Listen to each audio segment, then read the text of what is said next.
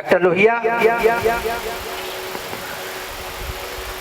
भारतीय जनमानस के लिए जनमानस को भली भांति जानते थे। उनको पता था जड़ें कहाँ हैं और पत्तियां कहाँ हैं। तो उन्होंने हमेशा जड़ों को पानी देने की वकालत की थी, पत्तियों और टहनियों को पानी देने की बात नहीं की। सिर्फ और सिर्फ समाजवाद ही एक ऐसा रास्ता है जो भारत की जनता के लिए उपयुक्त है।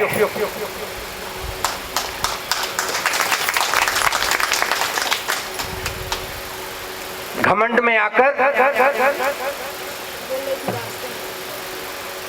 जो लोग सत्ता करना चाहते हैं, सत्ता का सुख लेना चाहते हैं, अभी आपने देखा ऐसे लोग ऊंधे मुंह गिरते हैं। अभी उत्तर प्रदेश में 2 चुनाव हुए, एक फूलपुर, दूसरा गोरखपुर।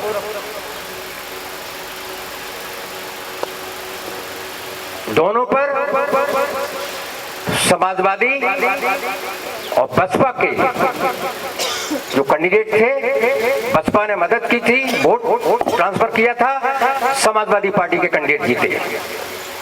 भूचाल आ गया देश की राजनीति का। 1962 में डॉक्टर साहब ने फूलपुर को अपनी प्रयोगशाला बनाया था। 1967 पहुंचते पहुंचते 7 राज्यों में समाजवादी सोच की सरकारें, जनता की बात को उठाने वाली सरकारें बनी। ये पहली बार हुआ था। ऐसे थे हमारे डॉक्टर राममनोहर लोहिया जी, ऐसी सोच थी समाज के लिए।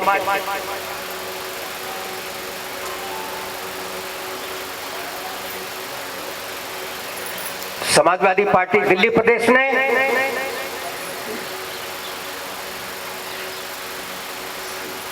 भी एक कार्य योजना दिल्ली के लिए बनाई है।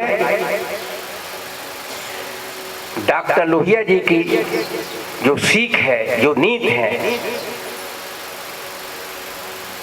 जो समाज के लिए भावना थी, चेतना थी, उसको लेकर एक कार्य योजना बनाई है। दिल्ली में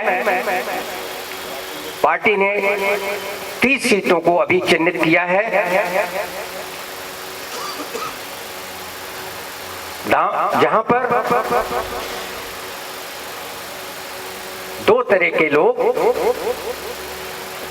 सर्वजन से आने वाले लोग, समाज के लोग, दलित समाज के लोग, मेहनतकश लोग बसते हैं।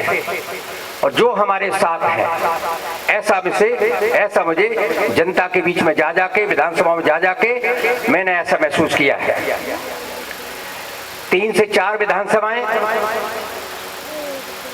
लोकसभा की सीटें 3 से 4, जिनमें अल्पसंख्यक, महिलाएं, दलित समाज, कमेरा समाज, ये है, ये लोग, इनका वोट अपनी तरफ, समाजवादी तरफ करने का एक रोड मैप समाजवादी पार्टी ने बनाया है, समाजवादी दिल्ली प्रदेश ने बनाया है। लोहिया की सोच, लोहिया के विचार हम जन जन में फैलाने की योजना हमने तैयार कर ली है। अपने साथियों के साथ जनता के बीच में जाएंगे। चुनाव कभी भी हो, 6 महीने में, साल में, 2 साल में, लेकिन जो रिजल्ट फूलपुर और गोरखपुर में आया है, उसको दिल्ली में भी हम दोहराएंगे।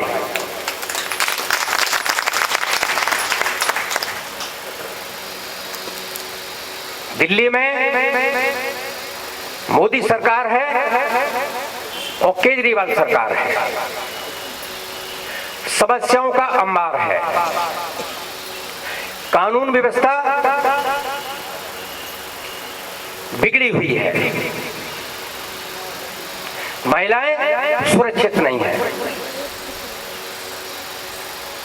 बच्चे परेशान हैं,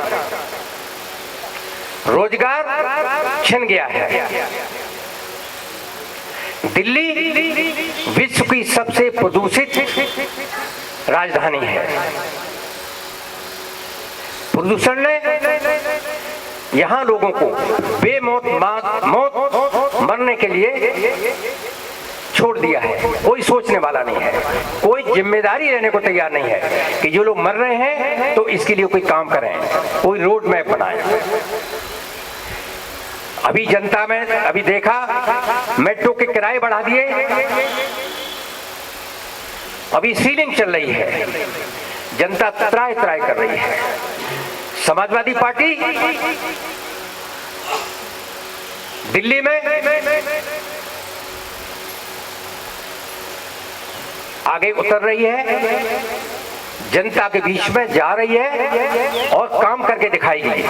ये लोग जुमलेबाजी करते हैं, खोखली बातें बोलते बहुत हैं और करते कम हैं। इसका मतलब ये हुआ बोलो अधिक और तौलो कम। ये भावना इन पार्टियों की है। गरीब का पैसा इन्होंने अभी थोड़े दिन पहले छीन लिया, बैंकों में डलवा लिया और इन्हीं के साथ अभी 4 दिन पहले से मतलब महीना 2 महीना पहले तक इनके साथ जो लोग दिखते थे वो हजारों करोड़ रुपया लेके चंपत हो गए। चंपत क्या हो गए? उनको सुरक्षित जाने दिया गया। इनको रोकने का, इनके परिवारों को रोकने का कोई काम नहीं किया। जनता बेहाल है। गरीब अमीर की खाई और बढ़ गई है। अमीर सरमाएदार और पेट घराने इन 4 सालों में आपने देखा होगा बहुत अमीर हो गया है। किसान मरने को मजबूर है और कई 100 किलोमीटर चल के कई दिनों तक 5-5, 6-6 दिनों 40-50 हजार अभी पीछे आपने देखा होगा किसान शांतप्रिय तरीके से पदयात्रा करके फटी बीमारियों में खून बह रहा है, बम्बई में एकत्रित हुए अपनी मांगों को लेकर। किसान की सुनने वाला, उसका आशय यही है कि किसान की तरफ इनका ध्यान नहीं है, गरीब की तरफ इनका ध्यान नहीं है, रोजगार की तरफ इनका ध्यान नहीं है। जुमलेबाजी, बड़ी बड़ी बातें कहना। समाजवादी पार्टी, समाजवादी सोच कम से कम ये नहीं करती, जो कहती है वो करती है। हमने भी जो रोड मैप बनाया है, जो दिल्ली की जनता के बीच में जाएंगे, जिन योजनाओं को लेके जाएंगे उस पर पूरा अमल करेंगे। कोई खोखले वादे नहीं होंगे। जनता के बीच में जाकर सही मायने में काम करेंगे, जुमलेबाजी नहीं होगी। डॉक्टर लोहिया का सोच देश के लिए, देश की जनता के लिए, महिलाओं के लिए, अल्पसंख्यक समाज के लिए, गरीब के लिए, किसान के लिए, सब लोग जानते हैं क्या था। लोहिया जी चाहते थे एक देश एक भाषा हो। इसका मतलब ये नहीं कि सिर्फ और सिर्फ या सिर्फ मैं कहना चाहता हूं कि अंग्रेजी भाषा बिल्कुल नहीं थी। उनका मतलब एक देश एक भाषा, उसमें अंग्रेजी कतई नहीं थी। उनका आशय हिंदी भाषा से था। आप लोग जानते हैं विश्व के अनेक देशों में हमारे साथ हमारे बाद भी जो आजाद हुए या हमारे से पहले अपनी भाषाओं में उन्होंने तरक्की की। जापान हो, जर्मनी हो, रूस हो या चाइना हो, उन्होंने अपनी भाषाओं में, हमारे देश में अंग्रेजी को बढ़ावा दिया गया। लोहिया जी कहते थे हमारे देश में अंग्रेजी सोच कुछ ज्यादा ही है, यही गुलामी का कारण बना। वो कहते थे हमारा देश आजाद हो गया लेकिन अभी भी हम गुलाम हैं।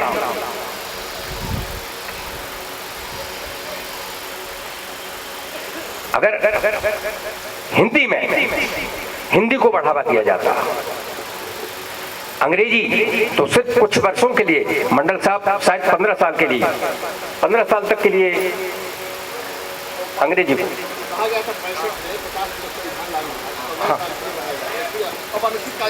हाँ अब अनिश्चित काल के लिए हो गया है। अंग्रेजी मात्र 15 साल के लिए रखी जाए, हिंदी भाषा चलेगी क्योंकि हिंदी भाषा अभी विकसित नहीं हुई है, ऐसा शायद कहा गया था। लेकिन अब अनिश्चित काल के लिए अंग्रेजी भाषा कर दी गई। तो तरक्की कैसे हो? हमारी पार्टी ने, समाजवादी पार्टी ने, हमारे राष्ट्रीय संरक्षक माननीय नेताजी के अगुवाई में उत्तर प्रदेश में हिंदी भाषा के लिए बहुत काम हुआ और अदालतों तक में आज जो हिंदी देखने को मिल रही है, जो सिर्फ और सिर्फ प्रयास समाजवादी पार्टी का है। मैं गलत तो नहीं कह रहा हूँ।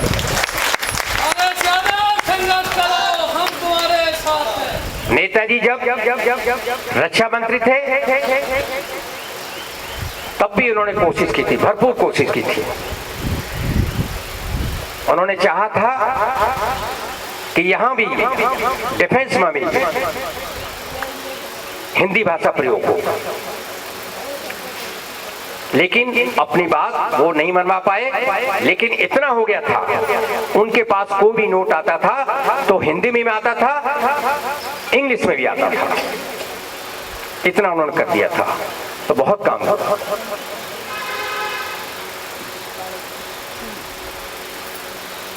डॉक्टर लोहिया ने बहुत सी किताबें लिखी, उसमें एक बहुत ही चर्चित किताब मार्क्स, गांधी एंड सोशलिज्म। इसमें जो बातें हैं, जो हमारे साथी पढ़ेंगे, हमारे समाजवादी साथी जो मेरे सामने हैं, तो आपको लोहिया का अर्थवाद समझ में आएगा, लोहिया का समाजवाद आपको देखने को मिलेगा, बहुत कुछ देखने को मिलेगा। अभी अभी एक पार्टी एक बात प्रचारित कर रही है कि 562 जो रियासतें थीं उसमें पर्टिकुलर एक व्यक्ति को अपने पार्टी में की तरफ से ये मान के चल रही है कि ये हमारी पार्टी ने कराया था, हमारी पार्टी के लोग थे।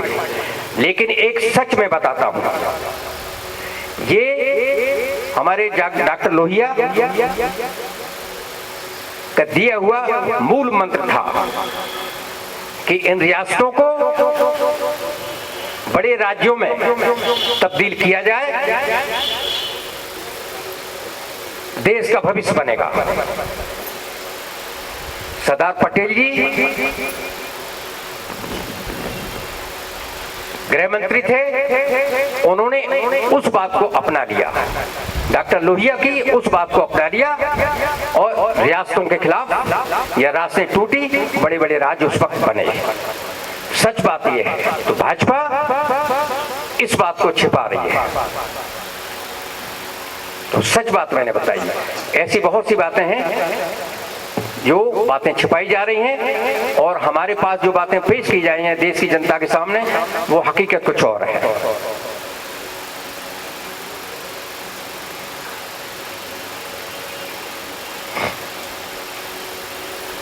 लोहिया जी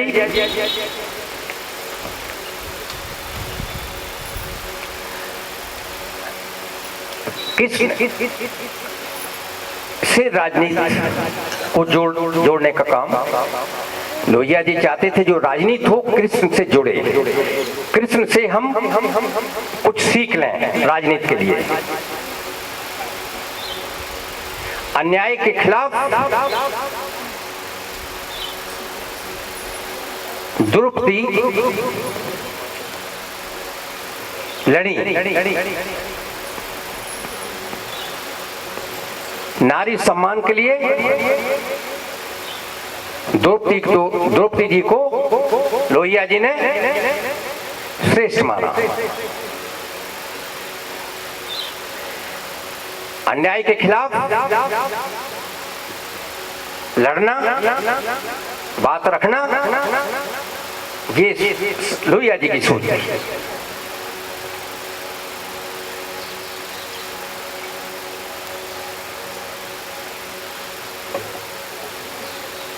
अभी हमारे पूर्व वक्ता बोल रहे थे कि लोहिया जी ने एक नारा दिया था, सोशलिस्टों ने बांधी गांठ, पिछड़े पावे 100 में 60%, कहीं कहीं उससे भी ज्यादा था। जो विधायिका में जो आरक्षण मिला, इस सोच के पीछे लोहिया जी का बहुत बड़ा योगदान था। पूरा देश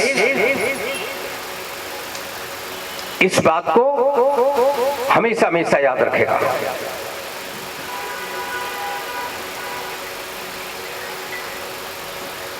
लोहिया जी कल भी प्रासंगिक थे, आज भी हैं, कल भी रहेंगे। उनकी सोच को ले जाने के लिए समाजवादी पार्टी ने कमर कस ली है और इस पर हम जीत हासिल करेंगे।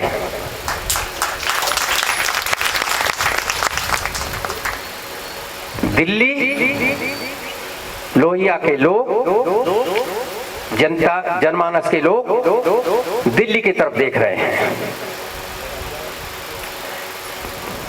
समाजवादी लोग, समाजवाद के लोग दिल्ली की गद्दी पर जल्दी काबिज होंगे।